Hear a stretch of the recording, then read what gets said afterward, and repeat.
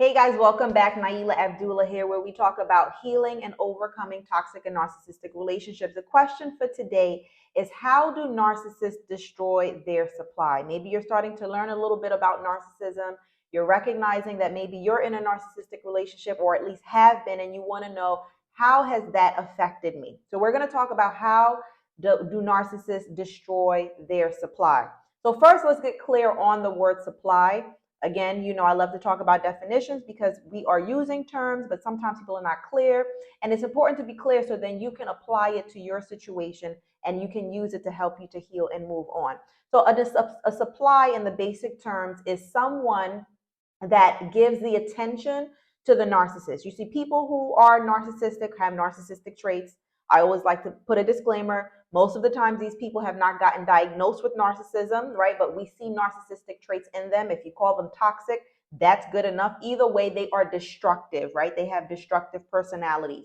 So supply means that person, you or whoever, if you're considered a supply, you are someone that is giving them the attention that they need. People with narcissistic traits, they need to be able to get admiration and attention from people. Not everyone, but they have their select people that they need it from. They need people that they can control, that they can trigger, that they can manipulate.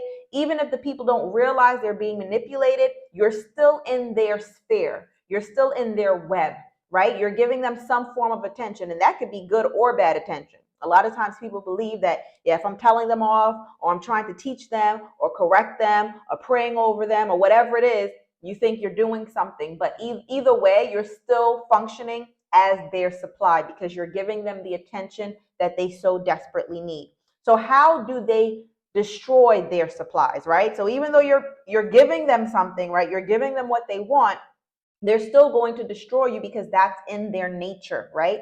Just like an animal in the wild, certain animals, it's in their nature to attack you. No matter how nice you are or you give them food, right? It's in their nature to be destructive, right? So one of the ways that narcissists destroy their supply is that when you are supply, when you are in the web, when you are connected, when you are attached, when they have access to you, right? Keep in mind, you don't have to be in a relationship with a narcissist in order to function as a supply. You don't even have to talk to them all the time to function as a supply. If they are sending messages to you through the children, you are somewhat still, and you're acting on those messages, right? You're getting caught up in the chaos that they're creating. You're still somewhat of a supply because they're in some way getting your attention and making you act on it. Maybe not on a high level, but in some way, you're still, if you're acting on it, if you're communicating back to them, you're still somewhat giving them the attention that they so desperately need, right? So if you are a supply, how do they destroy you? One of the ways is you develop a tolerance for disrespect, which insidiously wears down on your confidence and or makes you aggressive. Now, clearly, this is unhealthy for any human being, right? Where you develop a tolerance for disrespect, your confidence wears down, or you become more aggressive. None of that is a good thing, right? That is all unhealthy for you. You see destruction with people who have narcissistic traits, who are toxic. The destruction doesn't come most of the time in physical forms. It's all emotional and psychological, right? And that's what makes it so dangerous, is that it is hidden, insidious, it's hidden, right? So let's talk for a minute about the tolerance of disrespect. You see, when they first come to you, they come to you with a mask. They come to you pretending to be someone they're not, right? They're well behaved, they're showing you respect, they're showering you with love, and gradually they start to change who they are. They do it so strategically, so gradually, that you don't realize that you're starting to let your guard down and you're starting to tolerate behavior that you typically would never tolerate. Right? For those of you who know my story, in addition to being a mental health professional, I've also been in a toxic, narcissistic, romantic relationship, as well as family relationships. But speaking about the romantic one, using profanity towards your spouse, towards your partner, I find highly disrespectful. And although in some cultures it's normal to just throw the words around jokingly, that I'm okay with, but there has to be a boundary, and it definitely shouldn't come up when you are trying to hurt someone and there's an argument. right? So what I noticed that happened in my relationship as I got out of it, as I was going through the healing journey, came out of the fog, able to see things clearly, I realized that that profanity was starting to creep in slowly. And it got to the point where even when I would speak to him about it, he would say, well, who do you think you are that I can't say what I want to say to you?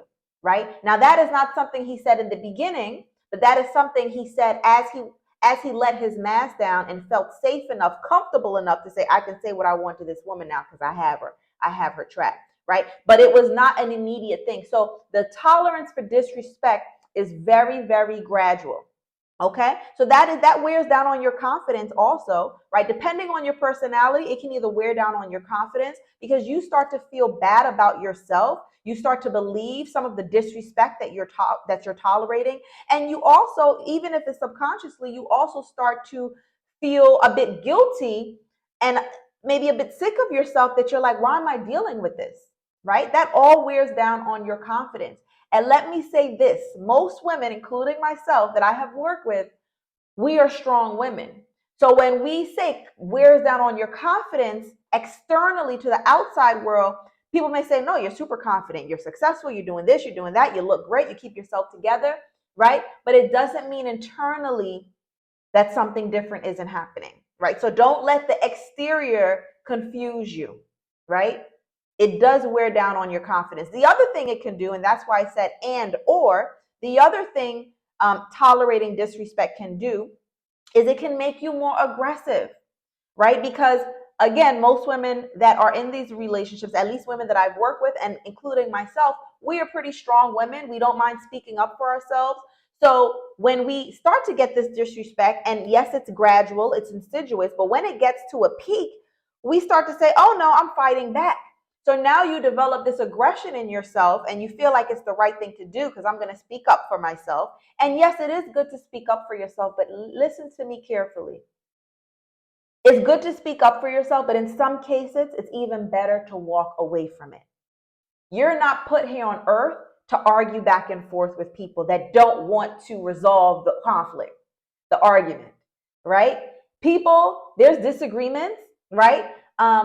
Some people want to resolve the disagreement. Some people thrive off of the disagreement. Some people thrive off of the conflict, okay? For those people, you're still acting as a supply if you're going back and forth with them. So yes, speak up for yourself, but make sure it's not a regular thing. And in these types of relationships, it does become a regular thing. So tolerating the disrespect destroys the supply. It destroys you because either it wears down on your confidence or it makes you become more aggressive. And both are all unhealthy for you. The other way I want to let you know about how a narcissist destroys their supply is that you become their mother. And you burden yourself with what is supposed to be their responsibility. Clearly that's not healthy, right? You have different types of narcissists. Never do I ever want to be the type of coach to tell you this is narcissist and this is how they all are. There are similarities with them, yes. However, there are also differences, right? You have overt narcissists. Sorry. You have overt narcissists, covert narcissists, different type of narcissists, right? And it's good to read about that. However, you don't want to get too caught up in the labels, right? What you do want to understand is that they will make you feel, many of them. Some of them will be very responsible in some areas, but they love to put you to work. Here's what I've noticed. They love women who are strong, who are grounded, who are go-getters, who don't mind taking charge, right? They love those type of women who are hardworking women. They love that. And I believe there's a few reasons. One, because it makes them look good. Two, because they know that they're going to be taken care of, right? Now, yes, every man and woman, when you come together, you want to support each other. You want to take care of each other. I should have turned my notifications off. Sorry. You want that, but it shouldn't be to the point where it becomes a burden, where the person makes you feel guilty if you're not doing something for them that they can actually do for themselves, right? And again, because of the type of women that they target, women who are go-getters, women who are strong, women who are nurturing, they like to support, they like to build their spouse up, right? Which is all good, but it's not good when you give it to the wrong person. It's not good when you give it to someone who has narcissistic traits, who wants to exploit those qualities in you. You see, a lot of times women think they have to change who they are. When I get out, I'm going to be hard. I'm not going to be as supportive. I'm not going to do this. It's about who you give it to. Because if you get to give it to the right person, they will nurture it. They will honor it. They won't exploit it. They won't take more from you than what they need, right? So that is another way that they destroy. They make you become their mother, and they burden you with things that is actually their responsibility. I remember in my past relationship, he always wanted to become a police officer. So he was applying to all these different towns, and he expected me to fill out the applications for him. And I think at that time I was going to work in the afternoon. He was going to work in the morning. And I think, if I remember correctly, it's been several years ago, I think he expected that before I went to work, I would do the application, something like that. Either way, he got upset that I didn't do the application. And you know, it's so funny because this behavior is so gradual. On some level, you actually start to find yourself apologizing, like, oh, I'm sorry. And I remember that was a time, and this was towards the end of the 10-year relationship, I realized, like, wait a minute, you're a grown man. Fill out your own. If you can't even fill out an application, then you can't get the job. You shouldn't even take the job if you can't fill out your own application, right? But again, this was not something that I saw in the beginning of the relationship. This is something that I saw towards the end, right? And that's why it's so important to know how to set boundaries, without guilt. And this is something that I teach my clients in my program, the Relationship Detox. Is one of the things that we focus on is how to set, and not just set the boundaries, because a lot of times we can set it, but it's hard for us to maintain it, right? Because we get temptations from ourselves, we get temptations from the toxic or narcissistic partner or ex, right? In order to maintain those boundaries, okay? The other way a narcissist can destroy their supply is that they make you feel stuck. Feeling stuck now leads to sadness and depression. And clearly that is not healthy for us as human beings, right? When we feel stuck, the way we are created to be progressive, right? And I believe that's the reason a lot of people are unhappy, right? I hear a lot of people not happy with their jobs, not happy with certain things because they're not moving forward. And they don't realize that's the reason, because society has taught us that you grow up, you go to school, you get a job, you stay at your job until retirement, and bam, that's it. You take a vacation 2 weeks out of the year, and that's it, right? But that is actually not the way it's supposed to go. That's another topic for another day. But my point is, we are not supposed to feel stuck. We are always supposed to feel like we are making progress in our lives, different areas, but that we are growing, right? So these people, narcissists, people with narcissistic traits, toxic traits, have destructive personalities. One of the ways that they destroy their supply is that they make you feel stuck, right? Again, which leads to sadness and depression. And you feel stuck for different reasons. You feel stuck because maybe you have committed to this relationship and you feel like, well, nothing major happened, so I just got to stick it out because I'll look crazy if I leave. Yeah. I have an ebook, and I'll put it in the description box, called Some of the Mistakes I Made in My Own Relationship. And one of them was, I call Waiting for the Big Bang. In the relationship, especially towards the end, but let's be honest, throughout, but especially towards the end, when I started to really see things escalate, I said, oh my gosh, I remember looking at him and saying, is this really going to be my life? Like, is this really going to be the rest of my life? Because this person doesn't fit who I am, right? And not that the person has to be exactly who you are, but you have to share the same core values and morals and visions and goals, right? If it's not the exact same, the core of it has to be the same, right? And I remember feeling stuck, like, is this it? And in my case, what got me to move out and leave, was because there was a big bang. I realized that he was having inappropriate relationships with a woman from work, right? But if I have to look back, and if I have to bless you with a message today, don't wait for the big bang, because if I had never found that out, I could possibly still be stuck there, because I needed something big to happen. And I never knew exactly what the relationship was about, but I saw that there was inappropriate conversations every night on the phone. That was enough for me, right? That was enough for me. There was also financial issues. That was enough for me. I hope that this did not stop. Next time I'm going to turn off my notifications. So do not wait for the big bang to make a decision that this is not healthy for me. Because why you feel stuck is that one, maybe you don't have a big bang. You see that things are not going good. But another reason is they will continuously give you good and bad. They'll sprinkle in a little good, sprinkle in a little bad. They do that to keep you confused. They're going to have moments where they're going to love on you, where they're going to shower you with trips and gifts, where they're going to treat you kindly, where they're going to maybe support you in one of your goals, right? But then there's also the other side. And let me tell you, you should never have to sacrifice your mental health, your emotional health, your integrity, your self-respect just to get the good out of someone. Don't think that I have to tolerate this in order to get this. That it would be impossible to have someone that can give you the good and only give you the good. Not that there aren't conflicts in relationships, but I'm talking about someone who's not breaking you, someone who's not disrespecting you, someone who values you.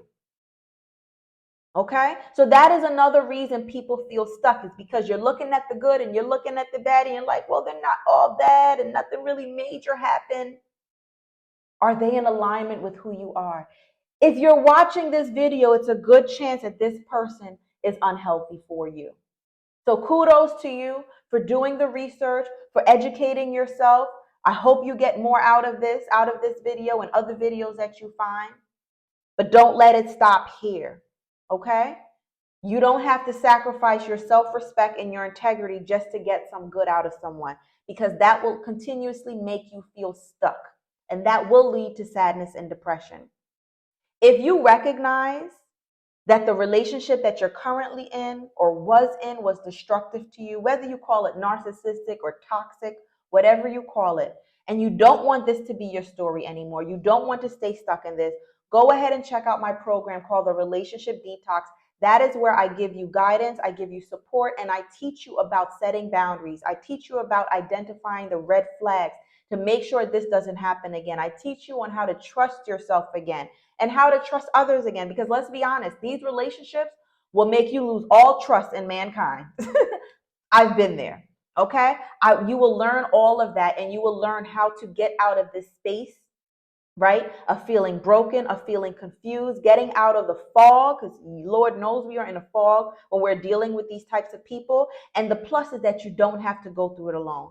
Okay, you get some support from women who can share and relate to where you are, and you get support from someone like me who understands it on a professional standpoint as a mental health professional, as well as someone who has been through it, but who has grown through it. All right, so go ahead and click the link in the description box below, the Relationship Detox, or you can just go to the relationshipdetox.co. And if you are not already subscribed, go ahead and subscribe. Hit the like button, and I will see you in the next video.